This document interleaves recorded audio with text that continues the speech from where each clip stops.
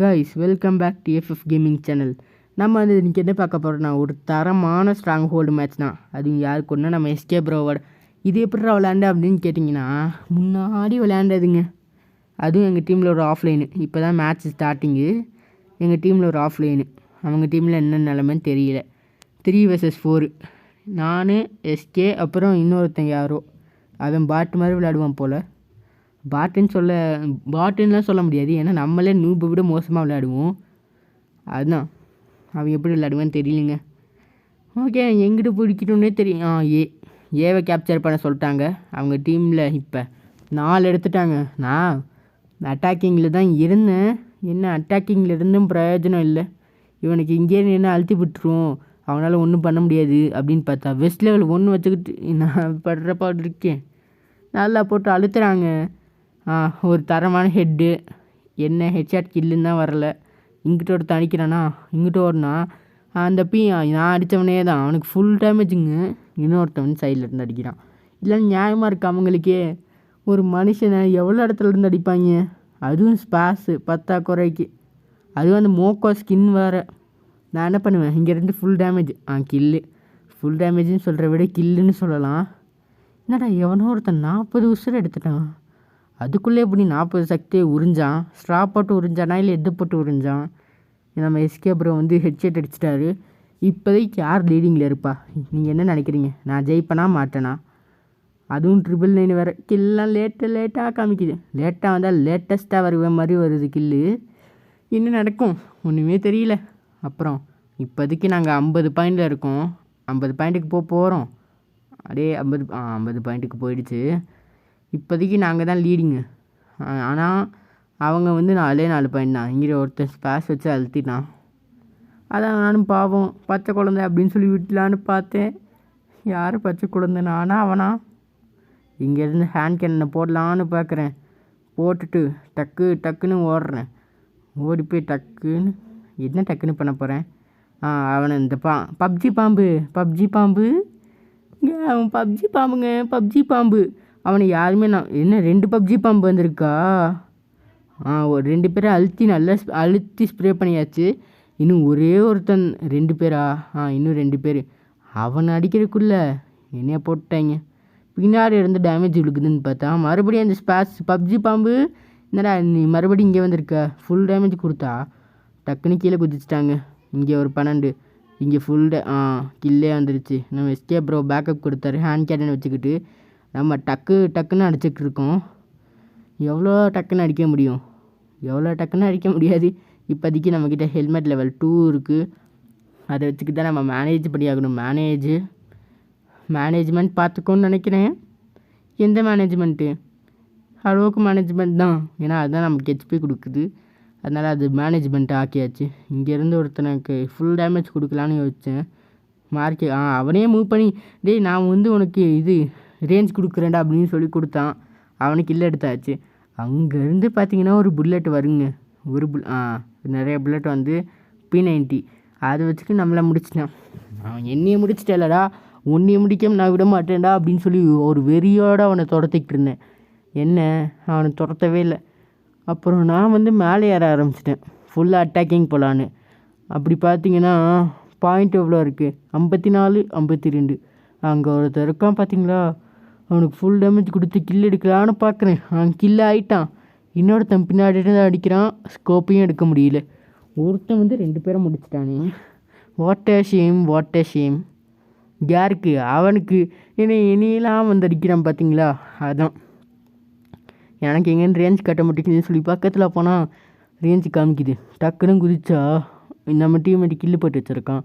ஓகேடா நீ போய் அவன் கில்லடு அப்படின்னு சொன்னால் இன்னொரு டேமேஜ் விழுகுது. எங்கேருந்து தெரிஞ்சு பார்த்தா இங்கேருந்து அவனுக்கு ஒரு ஹெட்ஷாட் கொடுத்து எப்படி அடித்தானே தெரியல. நிறைய டேமேஜ் கொடுத்தா நான் எப்படி வேணாலும் சேர்த்துப்பேன். ஆனால் உன் கையில் மட்டும் சாக மாட்டேன்னு சொல்லி ஏதோ பண்ணிட்டாங்க. மேலேருந்து கீழே குதிச்சு செத்துட்டான். நாங்கள் என்ன பண்ண முடியும்? நாங்கள்லாம் எங்கள் டீமில் இன்னொருத்தன் என் கூட உட்காந்துருந்தான்ல அவன் தான். அவங்க வேறு கேப்சர் பண்ணிட்டாங்க. இப்போ அவங்க 100 பாயிண்டில் இருக்காங்க. நான் எவ்வளோ பாயிண்ட்டு? எங்கள் டீமு ஒரு 50 பாயிண்ட்டா? இப்போ கரெக்டாக 50.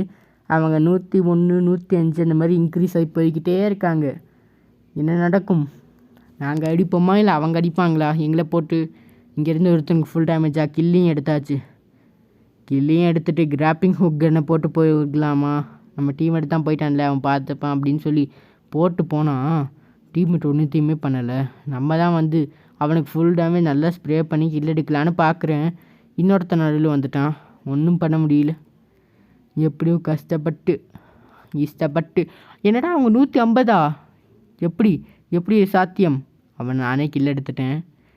இன்னும் ஒருத்தன் இருக்கானா, எங்கேருந்து அடிக்கிறானே தெரியல. பார்த்தா கீழேருந்து அடிக்கிறான். ஃபுல் டேமேஜுங்க. 44 57 அப்படின்னா எவ்வளோ வரும்? ஓகே, நம்ம ஒரு 150 கிட்டே வச்சுப்போம். 150ங்க, 150 டேமேஜ். எப்படி தப்பிச்சானே தெரிய மாட்டேங்குது. இங்கேருந்து அதை வச்சு அடிக்கலான்னு பார்க்குறேன். A94 நமக்கு நம்ம டீம்மேட்டு கார்னேட்டிய ஜெட்டை வச்சு ஓசி கில் எடுத்துட்டாரு. ஓசி பத்திரை பாடிய டீம்மேட்டு, ஏன்னா யாருனே தெரியாதுல்ல. மறுபடியும் ஒரு ஹெட்ஷாட் கில். நான் டேமேஜ் கொடுப்பேன்னா இவன் வந்து ஹெட்ஷாட்டாக அடித்து கில் எடுத்துகிட்டு போவாரான். ரொம்ப கஷ்டப்பட்டு டேமேஜ் கொடுத்தேன். எங்கேருந்து அடிக்கிறானே தெரியல. பார்த்தா ஸ்ட்ரெயிட்டாக இருக்கான். நான் தானே அடிப்பேன்னு பார்த்தா திடீர்னு இது பக்கு. ஃபயர் பட்டன் தூக்குனா ஃபயர் ஆக மாட்டேங்குது. அப்புறம் எதுக்குடா இந்த ஃபயர் பட்டன் கொடுத்தீங்க? Okay, helmet level 3, west level 3, க்ளூவால் மட்டும்தான் இல்லை, மற்றபடி ஆல் செட் டு கோ. இங்கே நம்ம எஸ்கேப் ப்ரோக்கு பேக்கப் கொடுக்கலாம். பேக்கப் கேட்டாருன்னு சொல்லி வந்தா என்னையை போட்டு ஒருத்தன் 2 பேரை அழுத்துறாங்க. 207 பாயிண்ட் அவங்க.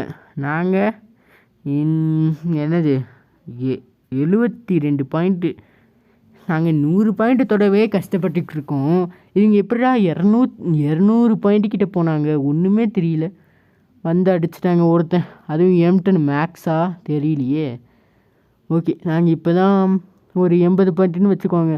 அவங்க 212 பாயிண்ட்டு. என்ன நடக்கும்? ஒருத்தனுக்கு ஃபுல் டேமேஜு போய் ஒளிஞ்சிக்கிட்டான். ஒளிகிறக்குள்ளே கில்லு. ஆனால் எப்படி அவங்களுக்கு இன்னும் ஏறுதுன்னு தான் எனக்கு தெரியல. ஹலோ பப்ஜி பாம்பு, எங்கேயாவது இருக்கீங்களா? எங்கே இருக்குங்கன்னு தெரியலையே. இங்கே இருக்காண்ட அந்த பப்ஜி பாம்பு. அழுத்துட்டான், என்னையை போட்டு அழுத்திட்டான். M10 வச்சுருந்தான். நம்ம டீம்மேட்னு ஒருத்தன் M10 வச்சுருக்கான்டா. அப்படியே அடிச்சிட்றா. நம்ம P90 மட்டும் கடைசி வரைக்கும் மாற்றவே மாட்டோம். மற்ற என்ன கன்று வேணாலும் மாற்றுவேன், ஆனால் P90 மட்டும் மாற்ற மாட்டேன். இப்போ நாங்கள் இன்னும் 100 பாயிண்ட்டை கூட தொடலை. இதில் எங்கேருந்து நான் 200க்கு போயிட்டேன். இன்னொருத்தன் வரானா, அவனுக்கு ஃபுல் டேமேஜ் கொடுத்துட்டேன். என்ன ஒன்றும் இல்லை, கில் எடுத்துட்டேன். Headshot kill. அதுவும் சாதா கில்லு நினச்சிங்களா? ஹெட்ஷாட் கில்லு. இன்னும் ஒரு 3 பாயிண்ட் கிடச்சிச்சுன்னா கூட நாங்கள் இதுக்கு போயிடுவோம். எதுக்கு? நெக்ஸ்ட் ஸ்டேஜுக்கு. ஆனால் ஒன்றுமே நடக்காதே. நான் ஸ்மோக் கிரேனேட் போட்டு இங்கே உட்காந்தா இந்த இடம் கிடையாது, அந்த இடத்துக்கு போகணுமா? டேய், இதை முன்னாடியே சொல்கிற கிடையாது என்கிட்ட. இப்போ எங்கள் டீமுக்கு 4 பாயிண்ட் தேவை. அவங்க டீமுக்கு எவ்வளோ பாயிண்ட் தேவை? 20 பாயிண்ட்டு. 200 அவ்வளோதான். அவங்க ஜெயிச்சிட்டாங்களா? 10 பாயிண்ட்டு, 5 பாயிண்ட்டு, 2 பாயிண்ட்டு போடு. 301 பாயிண்ட்டு ஜெயிச்சிட்டாங்க. நம்ம எஸ்கே ப்ரோ கீழே நிற்கிறாரு. அவரும் பிளாக் டிஷர்ட் வச்சுருக்காங்க. Gold royal black t-shirt. உங்களுக்கு அதை பற்றி நான் நாளைக்கு சொல்கிறேன்.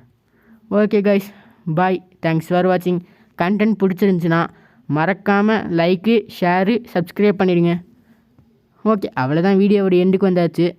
Okay guys, bye. Thanks for வாட்சிங். லைக் பட்டனை போடுடா, உன் கருத்தை கமெண்ட்ல சேருடா. இந்த வீடியோ பிடிச்சிருந்தா மறக்காம சப்ஸ்கிரைப் பண்ணுங்க மக்களே.